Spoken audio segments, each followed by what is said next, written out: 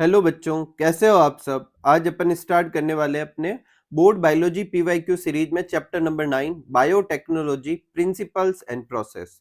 तो सबसे पहला क्वेश्चन लेते हैं जो कि है बोर्ड एग्जाम 2013 से कि right the name of technique by which DNA fragment can be separated.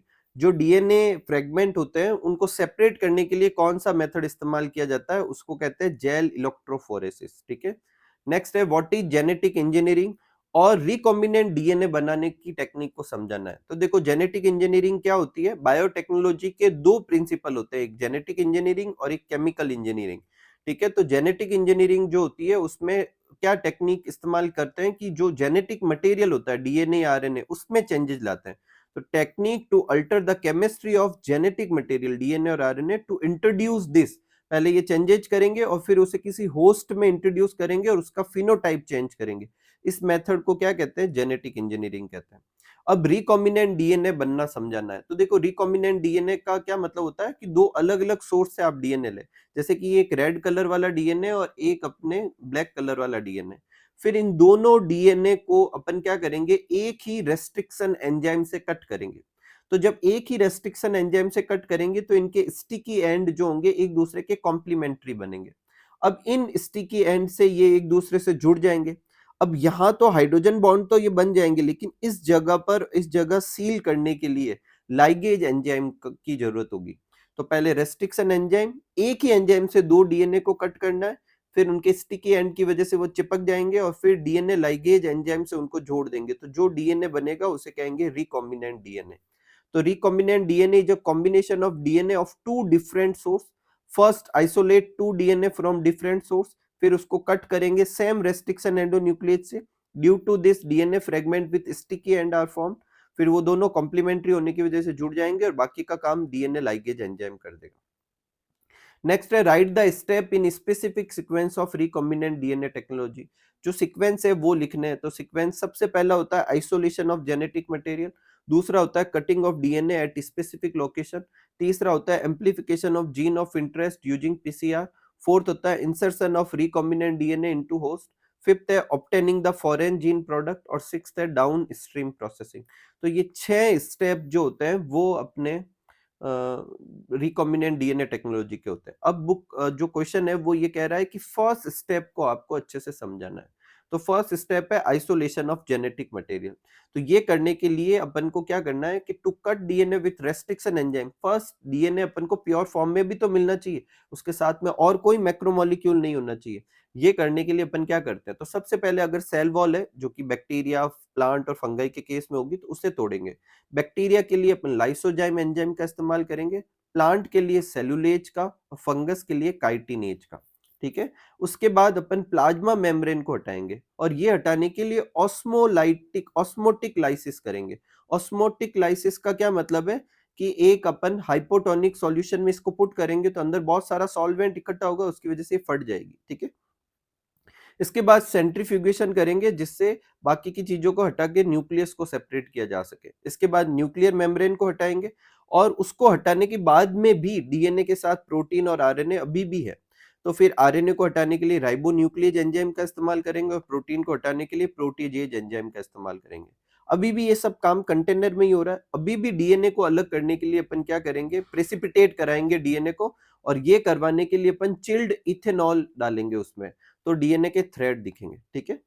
Next है बोर्ड एग्जाम 2013 सप्लीमेंट्री में पहला क्वेश्चन है right the function of DNA ligase enzyme. तो डीएनए लाइगेज एंजाइम एक तरह का मॉलिक्यूलर ग्लू है जो मॉलिक्यूल्स को चिपकाने के लिए इस्तेमाल किया जाता है। DNA ligase facilitate the joining of DNA strand together by catalysing the formation of phosphodiester bond. देखो फॉस्फोडाइस्टर बॉन्ड वो बॉन्ड होता है जो दो न्यूक्लियोटाइड को आपस में जोड़ने के लिए इस्तेमाल करते हैं। तो अगर फॉस्फोडाइस्टर बॉन्ड को तोड़ना है तो रेस्ट्रिक्शन एंडोन्यूक्लियेज और उसे जोड़ना है तो फॉस्फोडाइस्टर बॉन्ड जोड़ने के लिए डीएनए लाइगेज का इस्तेमाल करेंगे। ठीक है। तो ये उन दोनों को जोड़ने के लिए काम में लिया जाता है। नेक्स्ट है रिकॉम्बिनेंट डीएनए टेक्निक क्या होता है, तो it is a set of technique used to combine DNA from two different source. Short में कहा जाए तो रिकॉम्बिनेंट डीएनए बनाने की जो टेक्निक होती है उसे रिकॉम्बिनेंट डीएनए टेक्निक कहते हैं। उसके लिए कोई भी 3 एंजाइम का नाम बताना है जो इस टेक्निक में इस्तेमाल होता है। तो एक तो रेस्ट्रिक्शन एंडोन्यूक्लिएज, ये मॉलिक्यूलर सीजर कहलाते हैं। ये डिजायर्ड डीएनए और प्लाज्मिड को एक स्पेसिफिक पोजीशन से कट करके उनमें स्टिकी एंड पैदा करता है। दूसरा है लाइगेज जो मॉलिक्यूलर ग्लू का काम करता है, अभी अपन ने ऊपर समझा, फॉस्फोडाइएस्टर बॉन्ड बना के उनको जोड़ सकता है। और तीसरा है पॉलीमरेज एंजाइम। तो देखो डीएनए रिकॉम्बिनेंट डीएनए टेक्नोलॉजी में एक स्टेप आएगा पीसीआर। पीसीआर में एम्प्लीफिकेशन किया जाता है, कैसे अभी अपन आगे देखेंगे। उसके लिए एक एंजाइम चाहिए होता है टैग डीएनए पॉलीमरेज, जो कि एक थर्मोस्टेबल डीएनए पॉलीमरेज है, जो कि हाई टेम्परेचर पे भी डीएनए पॉलीमरेज को काम करवाता है। नेक्स्ट है what is genetic engineering. Genetic engineering क्या है, अभी अपन ने ऊपर लिखा है तो वही है। Explain the separation and isolation of DNA fragment, तो ये भी अपन कर चुके हैं, सेपरेशन और आइसोलेशन ऑफ डीएनए, सॉरी ये है explain the separation and isolation of DNA fragment. अपन ने पहले तो वो क्या किया था, डीएनए को सोर्स से आइसोलेट किया था। सेपरेशन करने के लिए जेल इलेक्ट्रोफोरेसिस का इस्तेमाल करते हैं, उसको समझते देखो। Gel electrophoresis is used for separation and isolation of DNA fragment. अब क्या होगा, जब अपन ने रेस्ट्रिक्शन एंडोन्यूक्लियस से कट बनाएंगे तो इससे बहुत सारे डीएनए फ्रेगमेंट बनेंगे अलग अलग लेंथ के। तो इन लेंथ, अलग अलग लेंथ के फ्रेगमेंट को लेंथ के हिसाब से अरेंज करने के मेथड को कहते हैं जेल इलेक्ट्रोफोरेसिस। अब प्रिंसिपल क्या लेंगे इसमें, मतलब किस बेस पर ये टेक्निक काम करती है। जो डीएनए फ्रेगमेंट होते हैं वो नेगेटिवली चार्ज मॉलिक्यूल होते हैं, और नेगेटिव चार्ज होते हैं उनकी फॉस्फेट बैकबोन की वजह से, ठीक है। फॉस्फेट के ऊपर माइनस चार्ज होता है, इसलिए नेगेटिव चार्ज है।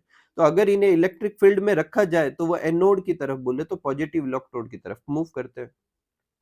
अब मीडियम क्या लेंगे, तो एक्चुअल में अगर ऐसे ही रख देंगे तब तो वो लेंथ के हिसाब से अरेंज नहीं होंगे। आपको एक मीडियम लेना पड़ेगा जो कि एगेरोस जेल होता है, जो कि एक नेचुरल पॉलीमर है जिसे अपन सीवीड से निकालते हैं। ये भी बोर्ड में आया हुआ क्वेश्चन है। अब देखो, अब थ्योरी पढ़ते पढ़ते ऐसे छोटे छोटे क्वेश्चन पे गौर करोगे तो सारे क्वेश्चन कर पाओगे, ठीक है। तो सेपरेशन बाय साइज, अब जब डीएनए फ्रेगमेंट को मैट्रिक्स में रखकर अपन उस पे इलेक्ट्रिक फील्ड लगाते हैं, तो ये मैट्रिक्स या जो ये जेल है, ये किसका काम करेगी, ये सीव का काम करेगी, मतलब छन्नी का काम करेगी। स्मॉलर फ्रेगमेंट जो होंगे वो जल्दी जल्दी उसमें से निकल के जाएंगे, और जो बड़े फ्रेगमेंट होंगे वो स्लोली जाएंगे और कम डिस्टेंस पे जाएंगे। तो जो छोटा होगा सबसे आगे, जो बड़े होंगे उससे पीछे, जो और बड़े होंगे सबसे पीछे रहेंगे। अब ये फ्रेगमेंट अरेंज तो हो जाएंगे। देखो यहाँ पर, ये देखो ये है, यहाँ पर जेल भरा हुआ है, और ये वेल्स है जहां पर अपन डीएनए सैंपल डालते हैं, ठीक है। और इस तरफ अपन एनोड, और इस तरफ अपन क्या कर देते हैं, कैथोड कर देते हैं।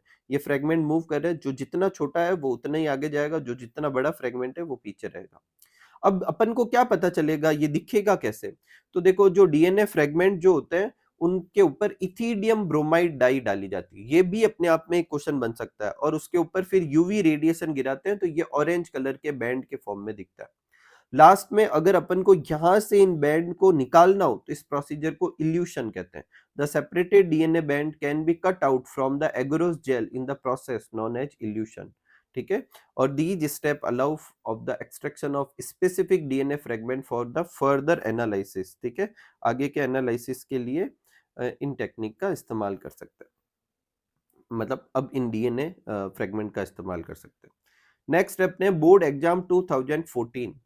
What is the name of the sequence of base pair which reads same on the two strand of DNA when orientation of reading is kept same? इसे कहते हैं पैलियोंड्रोमिक सीक्वेंस।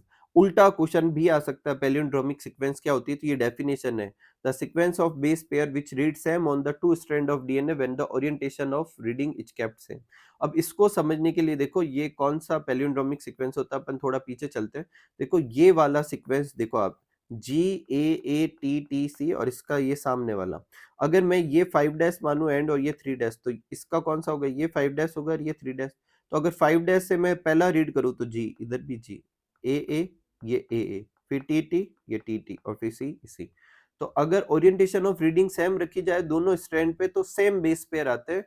ऐसे को अपन क्या कहते हैं, पैलियोंड्रोमिक सीक्वेंस कहते हैं। क्या कहते हैं, पैलियोंड्रोमिक सीक्वेंस कहते हैं, ठीक है।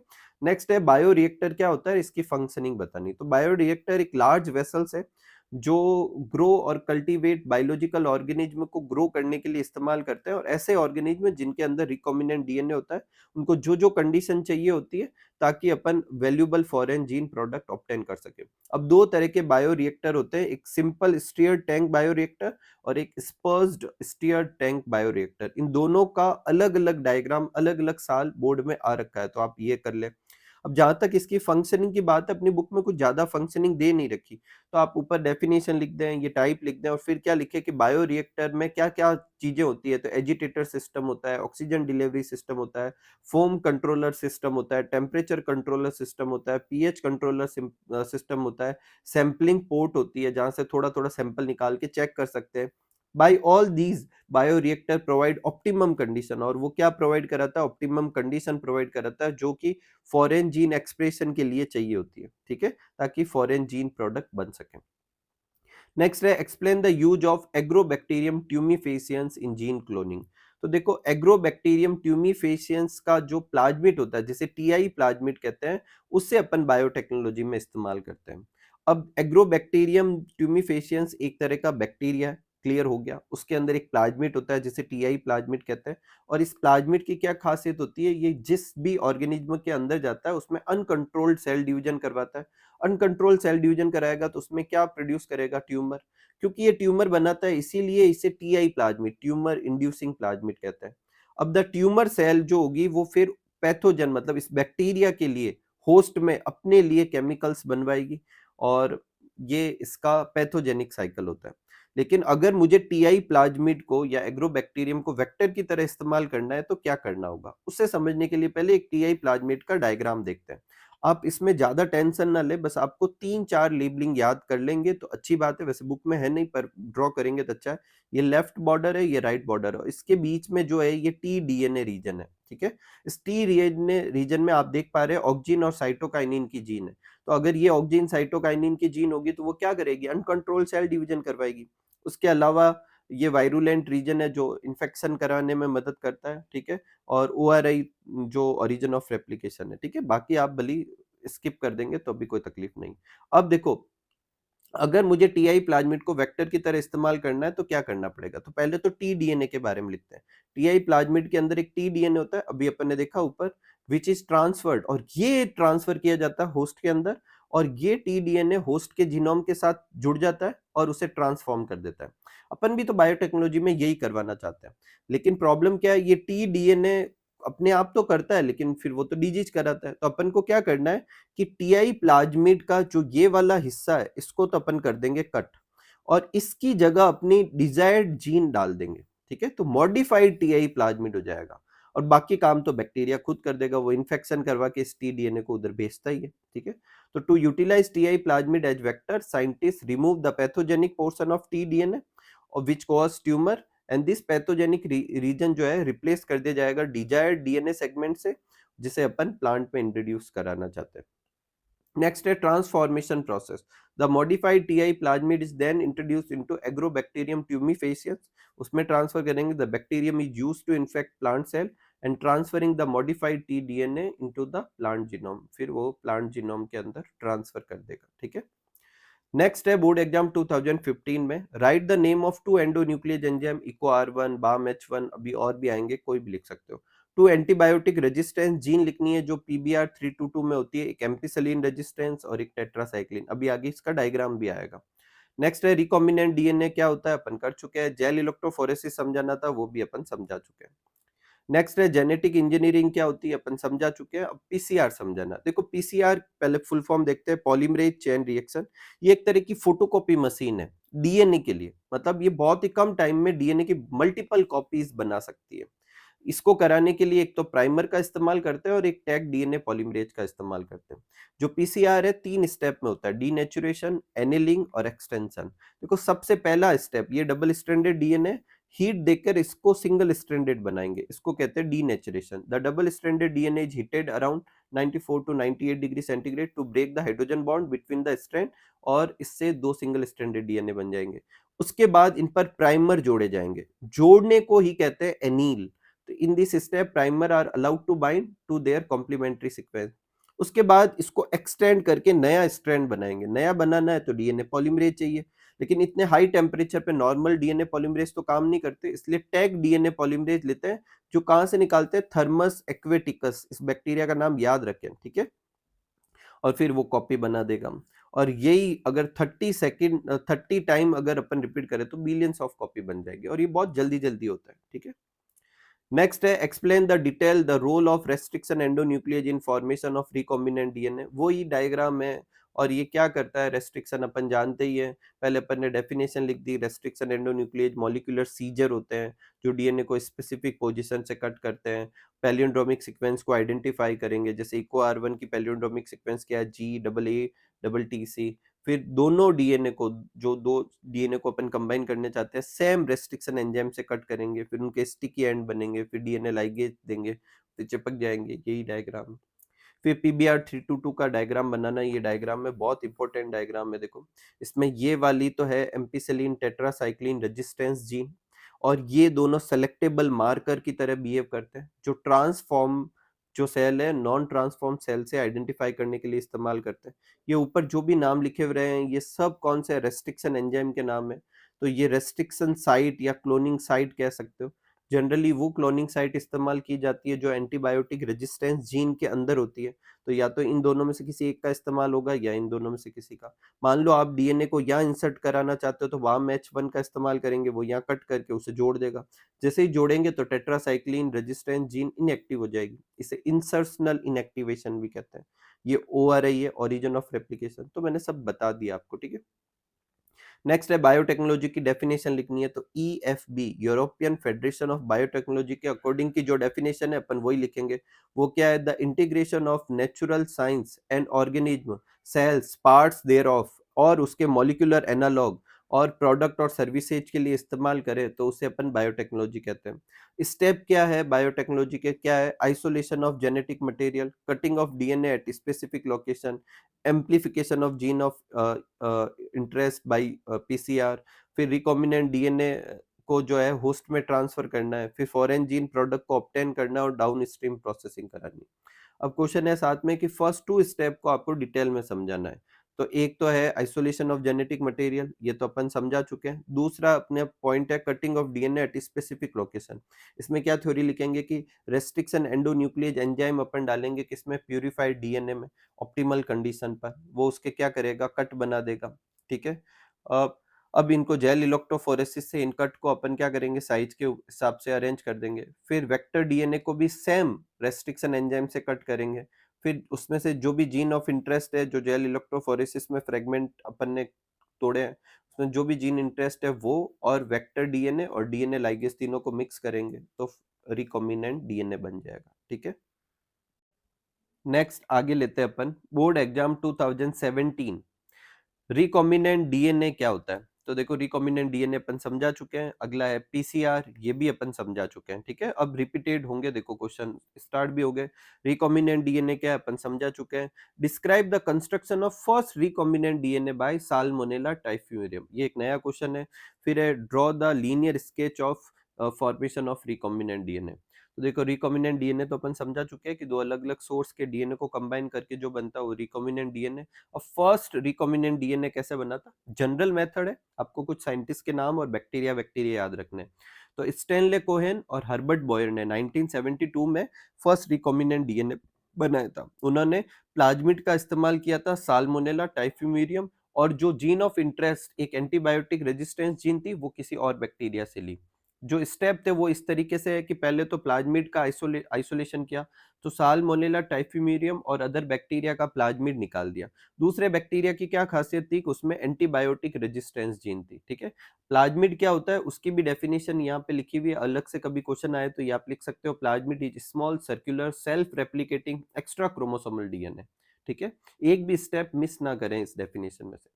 फिर अपन क्या करेंगे, डीएनए को कट करेंगे, अपन जानते हैं कट करने के लिए क्या इस्तेमाल करेंगे अपन, रेस्ट्रिक्शन एंडोन्यूक्लियस, दोनों के लिए सेम ही इस्तेमाल करेंगे, ठीक है। First isolate the gene of interest जो कि एंटीबायोटिक रेजिस्टेंस जीन है, जो कि सेकंड बैक्टीरिया से निकालेंगे। और प्लाज्मिड कौन सा लेंगे, साल्मोनेला का, जिसे वेक्टर की तरह लेंगे। दोनों को सेम रेस्ट्रिक्शन एंडोन्यूक्लियस से कट करेंगे, दोनों में स्टिकी फ्रेगमेंट बनेंगे, फिर अगले स्टेप में दोनों को चिपका देंगे। फिर इसको होस्ट में ट्रांसफर करेंगे, होस्ट उन्होंने लिया था ई कोलाई को, ठीक है। अब ये ट्रांसफॉर्म्ड हो चुका है।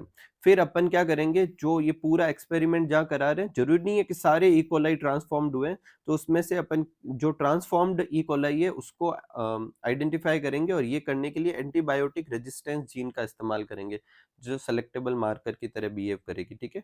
जो bacteria, only bacteria with antibiotic resistance gene could survive, वो ही सर्वाइव कर पाएंगे। नेक्स्ट है cloning. The transformed E coli were cultured, उन्हें कल्चर्ड करेंगे, तो वो खुद के साथ साथ जो जीन ऑफ इंटरेस्ट है उनकी भी कॉपी बनाते जाएंगे, ठीक है। तो ये स्टेप थे। स्केच जो है अपनी बुक का डायग्राम में देखो, ये एक डीएनए, ये वेक्टर डीएनए, दोनों को सेम रेस्ट्रिक्शन एंजाइम से कट किए, फिर इसमें जो टुकड़े हैं उसमें से एक जीन ऑफ इंटरेस्ट लिया, डीएनए लाइगेज के साथ चिपका दिया, फिर उसको ई कोलाई में ट्रांसफर किया, वो ट्रांसफॉर्म्ड हो गई। अब वो जैसे जैसे डिवाइड करेगी उसके साथ साथ वो जीन ऑफ इंटरेस्ट भी कॉपी बनाती रहेगी। नेक्स्ट है जीन गन क्या होती है। Right the steps and process of recombinant DNA technology and explain the process of isolation. तो देखो नीचे वाला क्वेश्चन तो अपना सेम ही है, कर रखा है। Draw the linear sketch of polymerase chain reaction, ये भी अपन कर चुके हैं। सिर्फ जीन गन का नया है, तो सिर्फ मैंने उसका ही आंसर लिखा। जीन गन जो होता है वो competence of host, competent of host मतलब होस्ट डीएनए को ले पाए, इसके एबल बनाने के जो मेथड होते हैं उसमें से एक मेथड है। ये प्लांट सेल के लिए सुटेबल होता है। इसमें क्या किया जाता है, प्लांट सेल पे बम्बार्डेड कराते हैं हाई वेलोसिटी के माइक्रो पार्टिकल, जैसे गोल्ड, टंगस्टन वगैरह, जिनके ऊपर कोटिंग होती है डीएनए की। तो जैसे ही वो बुलेट जैसे अंदर जाती है अपने अंदर, वो भी जाएंगे और वो डीएनए को वहां पहुंचा देंगे। नेक्स्ट है board exam 2018। Synthesis of recombinant DNA molecule is possible only when the vector and source DNA is cut by the same restriction enzyme। Basically restriction endonuclease की मैकेनिज्म समझानी है, जो कि अपन पहले भी समझा चुके हैं, और डायग्राम बनाना है। अब एक लाइन एक्स्ट्रा लिखेंगे, सेम से इसलिए कट करते हैं क्योंकि वो ऐसे स्टिकी एंड बनाते हैं जो एक दूसरे के कॉम्प्लीमेंट्री होते हैं, ताकि जो डीएनए लाइगेज है वो अपना काम अच्छे से कर पाए, ठीक है। नेक्स्ट है explain two method of introducing alien DNA into host. इन मेथड को कहते हैं कॉम्पिटेंट ऑफ होस्ट। देखो ये क्या है, डीएनए जो है हाइड्रोफिलिक मॉलिक्यूल होता है, जबकि सेल मेम्ब्रेन जो होती है लिपिड की बनी होती है, तो वो उसको पास तो कर नहीं सकती, तो उसके अंदर जा सके डीएनए, इस लायक बनाने को कहते हैं कॉम्पिटेंट ऑफ होस्ट, ठीक है। इसके क्या क्या तरीके हैं। पहला तरीका है केमिकल मेथड। इसमें जो सेल है उसको डाईवेलेंट कैटायन के साथ ट्रीट किया जाता है, जैसे Ca+2 के साथ। वो सेल वॉल में छोटे छोटे पोर क्रिएट कर देता है, उस ताकि जो रिकॉम्बिनेंट डीएनए उसके अंदर आसानी से जा पाए। और मदद करने के लिए अल्टरनेट हीट, और एक बार गर्म करेंगे 42 डिग्री सेंटीग्रेड पे, एक बार आइस ट्रीटमेंट देंगे, ठीक है। माइक्रो इंजेक्शन दे सकते हैं recombinant DNA directly injected into nucleus, लेकिन ये मेथड किसके लिए अच्छा है, एनिमल सेल के लिए। प्लांट सेल के लिए जीन गन का इस्तेमाल करते हैं, जो मैं पहले ही समझा चुका हूँ। डिसआर्म्ड पैथोजन का इस्तेमाल कर सकते हैं, जैसे कि टीआई प्लाज्मिड का इस्तेमाल अभी अपन ने ऊपर समझाया था। आप इसमें उसको डिस्क्राइब भी कर सकते हो, अगर कभी डिसआर्म पैथोजन का बड़ा है क्वेश्चन, तो आप ये लिखकर फिर टीआई प्लाज्मिड का एग्जाम्पल लिख सकते हो। नेक्स्ट है मॉलिक्यूलर सीजर जो है कौन सा एंजाइम होता है, तो रेस्ट्रिक्शन एंडोन्यूक्लिएज। नेक्स्ट क्वेश्चन है कि रिकॉम्बिनेंट डीएनए क्या होता है, अपन समझा चुके हैं। एक्सप्लेन जेल इलेक्ट्रोफोरेसिस, ये भी समझा चुके हैं। बोर्ड एग्जाम 2019 से 2021 के बीच में इस वाले सिलेबस से टॉपिक क्वेश्चन तो थे, लेकिन वो सारे क्वेश्चन वही है जो अभी अपन ने ऊपर डिस्कस किए, तो मैंने वापस नहीं किए, ठीक है। बोर्ड एग्जाम 2022 में बायोटेक्नोलॉजी की डेफिनेशन लिखनी थी, अपन लिख चुके हैं। जीन गन के बारे में लिखना था, अपन कर चुके हैं। Explain any one feature required to facilitate cloning into vector. तो देखो वेक्टर के पास तीन प्रॉपर्टी होनी चाहिए, ओरिजिन ऑफ रेप्लिकेशन होना चाहिए, सेलेक्टेबल मार्कर होना चाहिए, क्लोनिंग साइट होनी चाहिए। किसी एक को डिस्क्राइब करना था तो अपन ने ओआरआई को डिस्क्राइब किया। In a chromosome there is a specific DNA sequence which is responsible for initiating replication. एक सीक्वेंस होना चाहिए जो खुद रेप्लिकेशन स्टार्ट कर सके, इसे ओरिजिन ऑफ रेप्लिकेशन कहते हैं। एक वेक्टर के अंदर ओआरआई होना ही चाहिए। अगर ओआरआई है तभी वो सेल्फ रेप्लिकेट कर पाएगा। For the multiplication of any alien piece of DNA, किसी भी अगर ऑर्गेनिज्म में कोई एलियन पीस ऑफ डीएनए अगर रेप्लिकेट करना चाहता है तो तभी कर पाएगा जब ओआरआई के साथ लिंक्ड होगा। ओआरआई के दो फंक्शन होते हैं, एक तो वो कॉपी नंबर डिसाइड करता है, और वो फॉरेन डीएनए को रेप्लिकेट भी करवाता है। नेक्स्ट है the enzyme that cut DNA into fragment. ऐसा कौन सा एंजाइम है जो डीएनए को फ्रेगमेंट में कट करता है, रेस्ट्रिक्शन एंजाइम। उसका अगला क्वेश्चन है कि स्पेस्ड स्टिर टैंक बायोरिएक्टर का डायग्राम बनाना है। ये दोनों ही रिएक्टर मैं पहले भी बोल चुका हूँ, आ रखे एग्जाम में, दोनों को ऊपर एक साथ भी करवाया था। ये देखो एक पूछा हुआ है। Write any one feature of cloning vector, वापस क्वेश्चन रिपीट हुआ है, लेकिन इस बार मैंने आंसर में क्लोनिंग साइट समझाई है। ऊपर में ये समझाया, इसमें ये समझाया, मेरी चॉइस है ताकि आपकी ज्यादा क्वेश्चन तैयार हो सके। क्लोनिंग साइट जो होती है वो जगह होती है जहाँ डीएनए कट कर सके, सॉरी रेस्ट्रिक्शन एंडोन्यूक्लियेज कट कर सके। आप भी जानते हैं कि अगर एक वेक्टर में ऐसी कोई साइट नहीं होगी जहाँ कोई भी रेस्ट्रिक्शन एंजाइम कट बना पाए, तो अपन जोड़ेंगे कैसे? तो ठीक है, तो इसमें क्या लिखा, to link a foreign DNA the vector must contain very few ideally a single recognition site for the restriction endonuclease enzyme. एक हो ज्यादा अच्छा है, ज्यादा होगी तो प्रॉब्लम होगी। क्या प्रॉब्लम होगी? ज्यादा होगी तो बहुत सारे फ्रेगमेंट बन जाएंगे, ठीक है। Cloning vector should contain cloning site with in the selectable marker gene, और जनरली अपन को वो साइट इस्तेमाल करनी चाहिए जो सेलेक्टेबल मार्कर के अंदर हो। अभी पीबीआर 322 में मैंने बताया था दो एंटीबायोटिक रेजिस्टेंस जीन होती है, एम्पिसिलिन रेजिस्टेंट और टेट्रासाइक्लिन रेजिस्टेंट। तो उनके अंदर जो रेस्ट्रिक्शन एंजाइम काम करेंगे वो क्लोनिंग साइट का इस्तेमाल करेंगे ताकि सिलेक्शन भी आसानी से किया जा सके। जैसे पीबीआर 322 में टेट्रासाइक्लिन जीन जो है, जो कि सेलेक्टेबल मार्कर है, उसके अंदर क्लोनिंग साइट कौन सी होती है? बाम H1 और साल्फस, ठीक है। एक और चीज, ये क्वेश्चन पूछा जा सकता है कि एक वेक्टर के अंदर क्लोनिंग साइट एक होने के क्या फायदे हैं और ज्यादा होने के क्या नुकसान है, तो देखो ये वाला लिख सकते हैं, ये वाली लाइन, ठीक है। नेक्स्ट है बोर्ड एग्जाम 2024 में पहला क्वेश्चन है, एग्रोस जेल जो है वो कहां से एक्सट्रैक्ट किया जाता है? सीवीड से। ये भी थ्योरी से आया हुआ क्वेश्चन है, ठीक है।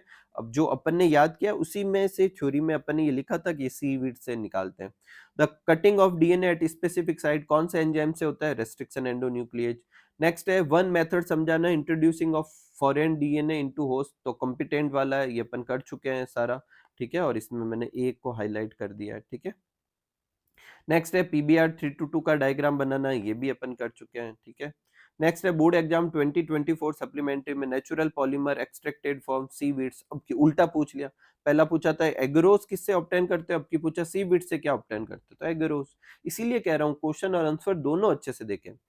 पिछली बार ये पूछा था, ये भी देखो वापस एंडोन्यूक्लियेज एंजाइम तो क्या करता है? स्पेसिफिक पोजीशन पे कट करता है। आप यहाँ पे रेस्ट्रिक्शन एंडोन्यूक्लियेज भी लिख सकते हो, लेकिन बुक की ये लाइन है कि endonuclease cut at specific position within the DNA, ठीक है। नेक्स्ट है write any one feature of, ये भी अभी क्वेश्चन कर चुके हैं, ठीक है। नेक्स्ट है ड्रॉ द लेवल diagram of simple stirred tank bioreactor, ये दूसरे वाले बायोरिएक्टर का भी डायग्राम पूछ लिया। नेक्स्ट कुछ एक दो क्वेश्चन एक्स्ट्रा करवा रहा हूँ। एक तो है कि अपन को, आपको टाइम हो तो आप कर सकते हैं, ठीक है। नोमेनक्लेचर ऑफ रेस्ट्रिक्शन एंडोन्यूक्लिएज, तो देखो रेस्ट्रिक्शन एंडोन्यूक्लिएज का नोमेनक्लेचर कैसे किया जाता है? जो फर्स्ट लेटर होता है वो उस बैक्टीरिया के जीनस से लिया जाता है जिससे अपन रेस्ट्रिक्शन निकाल रहे हैं, उसका फर्स्ट लेटर लेंगे और कैपिटल में रखेंगे। नेक्स्ट टू लेटर उसी बैक्टीरिया की स्पीसीज से लेंगे और स्मॉल में लिखेंगे। नेक्स्ट लेटर उसी बैक्टीरिया के स्ट्रेन से लेंगे, और लास्ट ये बताएगा उस बैक्टीरिया से कौन सा एंजाइम आइसोलेट किया है। जैसे कि इको आर फर्स्ट, जिसमें ई जो है एस्किरेशियाई है, सीओ क्या है? कोलाई है, तो ई कोलाई से हो गया। आर क्यों लिखा है? क्योंकि आर वाई स्ट्रेन का नाम है। और फर्स्ट क्यों लिखा? क्योंकि ये पहला एंजाइम है आइसोलेट। अगर इसी बैक्टीरिया से एक और आइसोलेट करेंगे तो आर सेकंड हो जाएगा। एक है डाउन स्ट्रीम प्रोसेसिंग क्या होता है, इंसर्शनल इनएक्टिवेशन क्या होता है। तो डाउन स्ट्रीम प्रोसेसिंग क्या होता है? ये जो अपने बायोटेक्नोलॉजी के प्रोसेस का सबसे लास्ट स्टेप है, ठीक है। और ये जो होता है इसमें क्या किया जाता है, जो प्रोडक्ट अपन ने निकाला है उसको सेपरेट करेंगे, प्यूरिफाई करेंगे, उसमें प्रिजर्वेटिव मिलाएंगे, क्लिनिकल ट्रायल करेंगे, इस क्वालिटी टेस्ट करेंगे ताकि मार्केट में उसे अपन सेल कर पाए, ठीक है। फाइनल प्रोडक्ट की तरह बना पाने के जो भी स्टेप होते हैं उन्हें डाउन स्ट्रीम प्रोसेसिंग कहते हैं। इस इंसर्शनल इनएक्टिवेशन क्या होता है? देखो नाम से ही क्लियर है कि अगर अपन कहीं पर कुछ इंसर्ट कर रहे हैं तो वो हिस्सा खराब हो जाएगा। तो जैसे अभी अपन ऊपर देखा था कि टेट्रासाइक्लिन रेजिस्टेंस जीन, देखो ये वाला डायग्राम देखो, इससे वापस समझा देता हूँ। अगर यहाँ पर बाम H1 से मैं कट करूं और यहाँ पर कोई डीएनए इंसर्ट कर दूं तो ये टेट्रासाइक्लिन रेजिस्टेंस जीन तो खराब हो गई, तो अब ये काम नहीं करेगी, इसको कहेंगे इंसर्शनल इनएक्टिवेशन। मैंने यहाँ पर एग्जाम्पल समझाया, बुक में एक और एग्जाम्पल दे रखा था कि अगर रिकॉम्बिनेंट डीएनए को एक ऐसी कोडिंग सीक्वेंस पे डाला जाए जो कि बीटा गैलेक्टोसाइडेज बनाता है, तो ये भी इंसर्शनल इनएक्टिवेशन करा सकता है। ये एंजाइम जो है जनरली कलर लाता है, तो अगर ये इंसर्ट हो चुका है तो कलर अब आएगा नहीं, और अगर अभी भी कलर आ रहा है इसका मतलब इंसर्ट नहीं हुआ। This result into inactivation of this gene synthesis for this enzyme. Non recombinant colony अभी भी कलर शो करेगी और जो रिकॉम्बिनेंट है वो कलर शो नहीं करेगी। ये इसका एडवांटेज है। अगर आपको कभी क्वेश्चन पूछे कि beta galactosidase other selectable marker से क्या अच्छा है, तो इसमें अच्छा क्या है कि जो फिनोटाइप है वो बाहर से दिख रहा है, जबकि एंटीबायोटिक रेजिस्टेंस जीन तो अपन को चेक करनी पड़ेगी एंटीबायोटिक्स डाल के कि वो काम कर रही है या नहीं। कलर तो बाहर से ही दिख जाएगा कि है या नहीं। तो अगर कलर आ रहा है इसका मतलब जीन इंसर्ट नहीं हुई है, कलर नहीं आ रहा तो जीन इंसर्ट हो चुकी है। ठीक है, तो इसी के साथ अपना ये वीडियो जो होता है वो पूरा होता है। मिलते हैं अगले चैप्टर के वीडियो में, तब तक आप सब लोग खूब सारा हार्डवर्क कीजिए, खूब खुश रहिए, खूब मस्त रहिए। Thank you for watching.